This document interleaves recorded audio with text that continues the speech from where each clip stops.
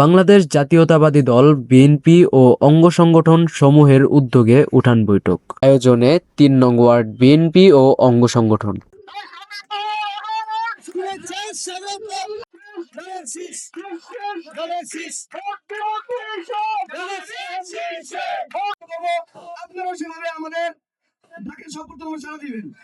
আপনাদের কাছে আমাদের অনুরোধ, 12 তারিখ এই ৩ নং ওয়ার্ড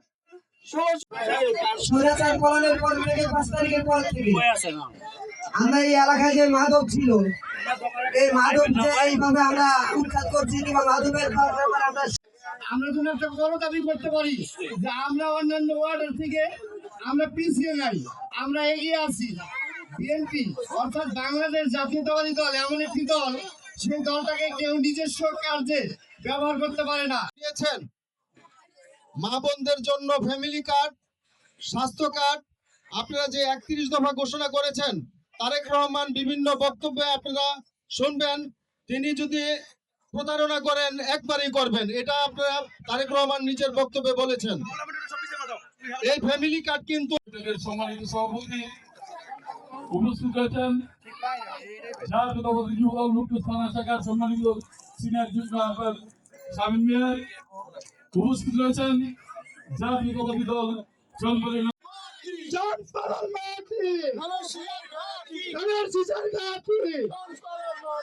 এই পর্যায়ে আমাদের দেখে আপনারা কি চান বছরের মধ্যে আল্লাহ রাব্বুল আলামিন আমাদের উপর দয়া করে মায়া করে এমন একজন নেতাকে দিচ্ছেন যার নাম হলো দীপু ভূঁইয়া।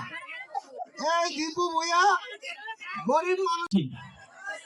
সম্মানিত এলাকাবাসী, আমাদের নেতৃবৃন্দ এখানে দিক নির্দেশনা বক্তব্য দিয়েছেন এবং ওনাদের বক্তব্যের পরে আমার কোনো বক্তব্য থাকার কথা না, তারপরও আমি বলছি যে আমাদের যে নেতা রূপগঞ্জ আসনে যারা মোস্তাফিজুর রহমান দীপু ভাইকে আগামী 12 তারিখে ধানের শীষ মার্কায় ভোট দিয়ে আপনারা জয়যুক্ত করলে আপনাদের যে দাবি দাওয়াগুলো আছে আমাদের এই নেতৃবৃন্দের মাধ্যমে আমরা দাবিগুলো পূরণ করতে পারবো, এই আশাবাদ আপনাদের সামনে ব্যক্ত করছি। তারা আমাদের কাজ করে নাই, আমি আশা করি আমার নেতা মোস্তাফিজুর রহমান দীপু ভাই তার দ্বারা সম্ভব আমাদের চনপাড়ায় স্থায়ী করা।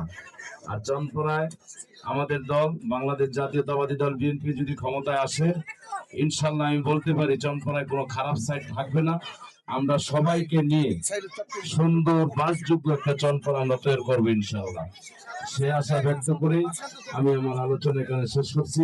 আসসালামু আলাইকুম রহমতুল্লাহ। রূপগঞ্জে ওনাদের জন্ম, রূপগঞ্জের মানুষের পাশে থাকার জন্য উনি আসলে মাঠে নেমেছে। উনি দীর্ঘদিন রাজনীতি করবে, ওনার পরিকল্পনা এই যে শুরু করছে, যতদিন উনি বেঁচে থাকে ততদিন এই রাজনীতির সাথে থাকবে। এই মানুষের